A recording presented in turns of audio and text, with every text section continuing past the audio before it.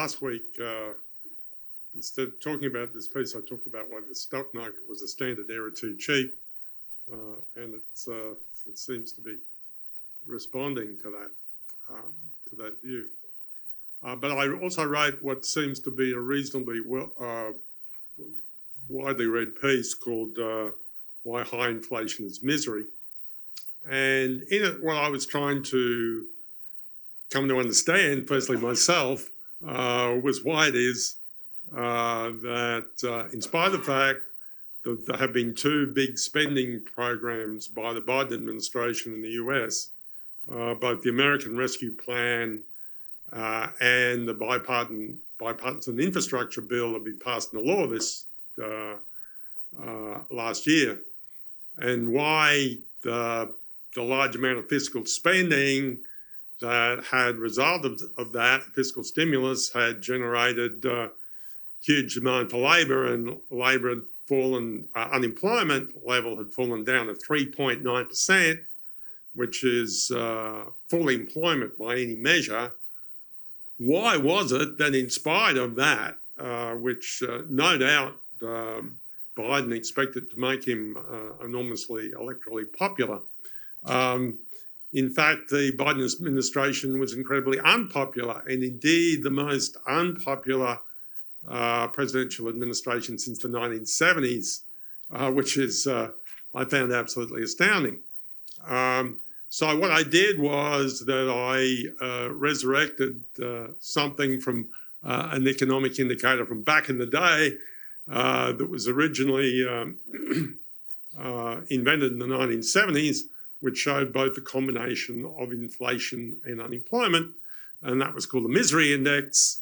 And when I showed the misery index, what the misery index is you just add the level of unemployment to the level of inflation, and at the end of last year, inflation went up from very, very low levels of the previous year up to 7%. And if you add 7% inflation to 3.9% unemployment, you get misery index, a misery index, which is the combination of both, and that's 10.9. And when you look at that number, as you can see when you look at the piece, that level of misery index is equal to where it stood at the beginning of the pandemic, and indeed where it stood in the worst periods after the financial crisis in 2010 and 2011. So the real question there is, how come high inflation, it's really easy to understand why unemployment makes people miserable. Why was it that high inflation is miserable? And to do that, I went back to how this, what was actually done and why it was done, and in the US from an economic standard point of view. And I used a pretty simple theoretical explanation of what I thought was happening. So why does high inflation have that effect of generating misery? So let's go back and look at the economics of perhaps the greatest economist of the 20th century, John Maynard Keynes. In 1936, Keynes published his great work, General Theory, and in the work he discusses the problem of the time during the Great Depression. And the problem at the time in the Great Depression was not inflation but deflation. This meant that prices weren't rising, they were going down, they were falling. And the problem is that the prices were falling but wages were stable. And that meant that real wages, which is wages divided by prices, were going up. And as the result of that, people were being priced out of employment, and as real wages went up, more people were getting thrown out of jobs. And Keynes' solution to that has been enormously popular with politicians ever since, and that is to allow politicians to spend money they didn't have and to run budget deficits. And what Keynes said was that when you ran this budget deficit, what would happen with the price level would go up. And as the price level would go up, then real wages would go down, and people, and therefore it would be economic for firms to employ people, and people would be thrown into employment instead of out of it. And this was a really popular solution with politicians because it means they could run deficits and give money to people, and that would be electorally popular. Keynes also suggested that when things were very good, you should run surpluses, but nobody really did that, except maybe John Howard did that in Australia at the beginning of the century. But that solution was less politically popular. But the problem about this is that when politicians get to the stage of handing out free money, they forget that the way this works, the way the Keynes system works, is that the stimulus that drives up prices and drives up demand also drives down real wages.